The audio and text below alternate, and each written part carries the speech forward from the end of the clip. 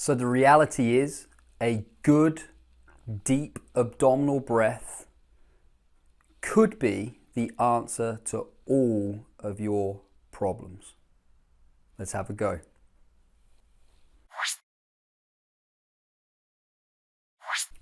Okay folks, so I mentioned in that last video that the rib cage is in fact a shock absorber second to your ankle joints. So your ankle joints and your rib cage are your main shock absorbers that help the body to absorb force as you go about daily tasks. And I mentioned at the end that one of the best ways to help the rib cage function as a spring is to maximize its potential in stretching and elongating, just as you would imagine a healthy spring, a healthy shock absorber doing. The easiest way to maintain this, the easiest way to keep the rib cage open and giving it that elasticity is to become really good at breathing, believe it or not.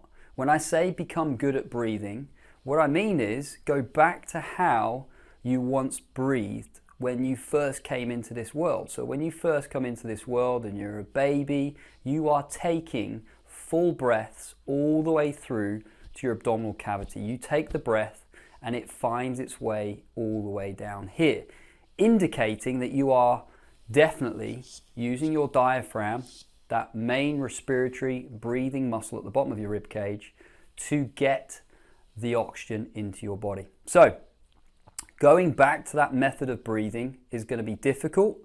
The longer that you have spent in a sedentary position, the chances are the more likely you will be breathing from your accessory breathing muscles. Remember, the muscles up into the neck, off the top of the rib cage and the collarbones, they are primarily designed to hold your head on your neck and to help with movement in that area, but their accessory function is to help with breathing. They are the muscles that are going to help to open the chest and lift up the breastbone to get more air in. We, unfortunately, very, very quickly in life nowadays, get into the pattern of asking these muscles to do all of the work, not requiring the diaphragm to work as hard. And that leads to dysfunction. So, without further ado, I'm going to take you through simple breathing exercises to help you restore the best function you can find for your diaphragm, okay, to help you start getting that breath back in to the abdominal cavity.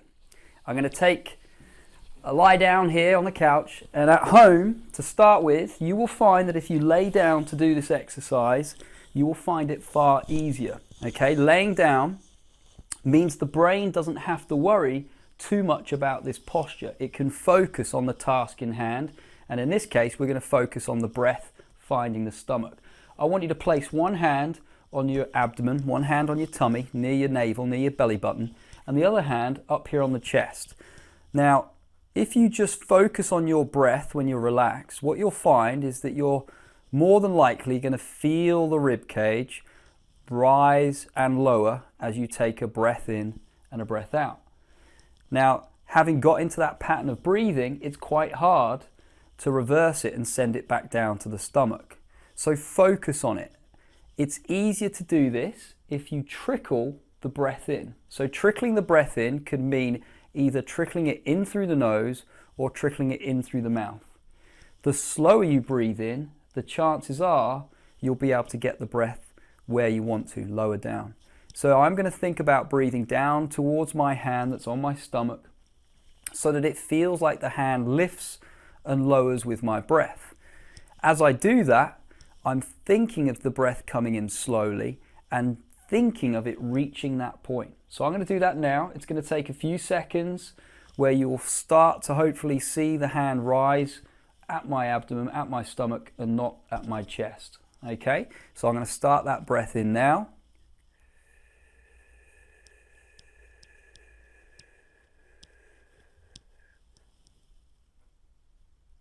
Hold at the top of your breath in for a few seconds. Try and aim for 4 seconds at least, and then control the breath out.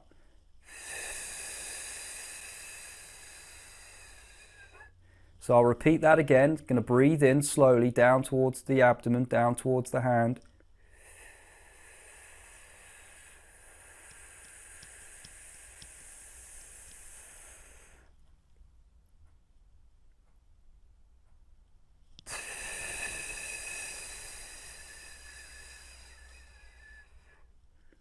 Okay, getting the breath down into the stomach, feeling that hand on your tummy lifting and lowering with your breath in. This would look as if the breath's coming into the chest where the hand lifts at this point. So if I reverse that and breathe at the top,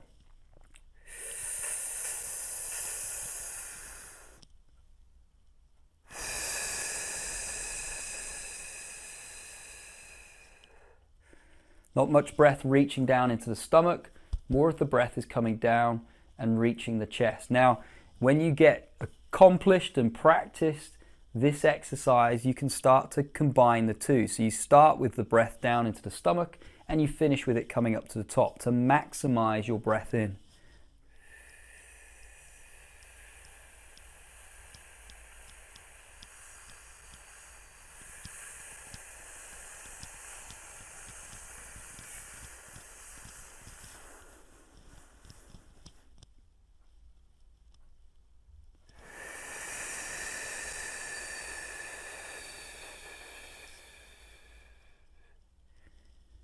Okay, so as full of breath as you can, ideally it starts down in the stomach and it travels up through your thoracic cavity and gets to the breastbone and eventually up into the chest.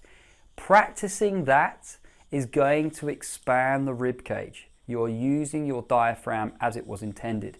It's certainly not going to do you any harm. There's loads of science now to show that a regular breath practice like that, breathing in slow and low, will actually be of major benefit to your mental state as well. Okay, you are going to be down regulating your brain. That means you are going to calm it down, try and take control of those vital functions in your body so that you can start to feel calmer with it. Now, as you practice that technique and you get more and more comfortable with taking control of your breath, you can absolutely apply the same principles in other postures. And the simple way to look at it is that you go from laying down to coming up into sitting. Your body is being challenged by gravity to maintain posture. Therefore, the breathing in this posture is going to be harder than it is when you lay down. Likewise, going from sitting to standing, practicing the breath in standing is going to be harder still. But it's entirely possible. It just takes practice like anything else. The same technique in sitting, if I turn to the side so that you can perhaps see a little bit more detail. So if I'm sitting in this position, I place my hand on my stomach. My intention is for my breath to get this low as opposed to reaching just to the breastbone. So I'm going to take a slow and low breath in whilst in sitting, aiming to reach my hand on my stomach.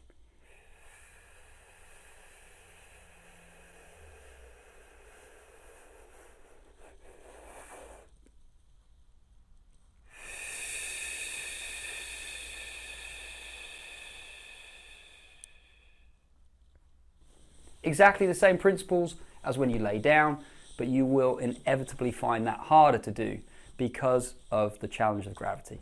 Again, try the same thing up in standing. Don't be surprised if the first few you find difficult.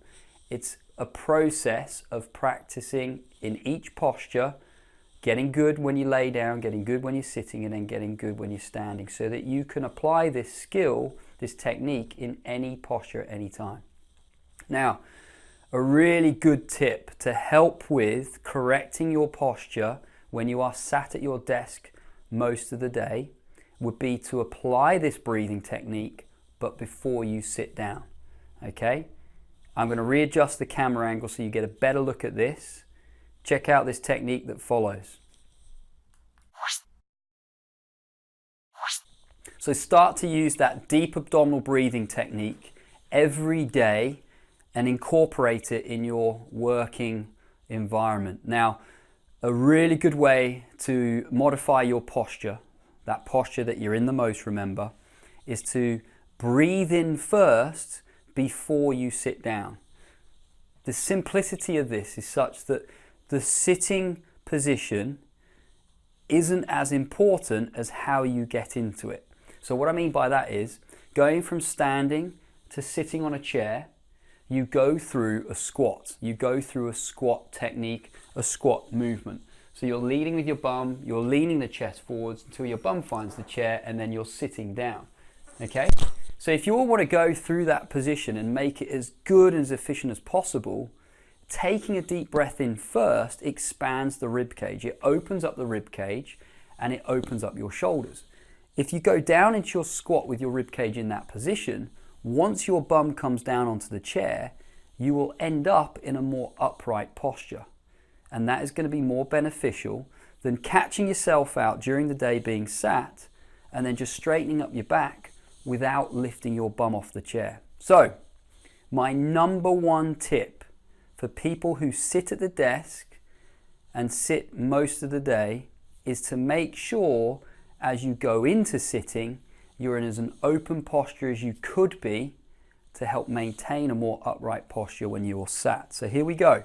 Use that same breathing technique. Make sure the chair is behind you. Don't end up with your ass on the floor.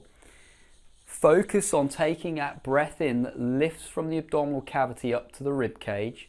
At the top of the breath in, you're holding your breath as you sit down. Once your bum's on the chair, you go back to breathing out. So I'm going to do one here for you. Slow breath in.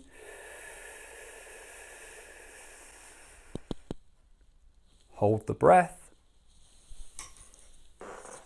And breathe out. Okay, have a go. Practice this. Try first of all going from standing into sitting without taking that breath in. Once your bum's on the chair, just think and see how that feels. See if it feels awkward. See if you notice your shoulders rounding forwards, if your head's poking forwards off your neck. Then do exactly the same thing, but take a deep breath in first, consciously feeling that rib cage open and the shoulders widening. Hold your breath, sit your bum on your chair, breathe out, let the breath go, and evaluate whether it feels any different. Practice this. If you practice it regularly enough, you can get away with doing this technique without feeling like an idiot in the office. You'll be able to do it without anyone knowing that you're doing it. The breathing in, controlling it to the abdomen, taking it up to the chest, only gets better with practice. And doing it as often as you can is going to have a huge impact on so many other things that you might have problems with. All right, more information coming. As always, if you want to get in touch, send your details in, ask any questions you wish. We'll try to answer them as best as we can. So until the next one, breathe slow and low. Get to it.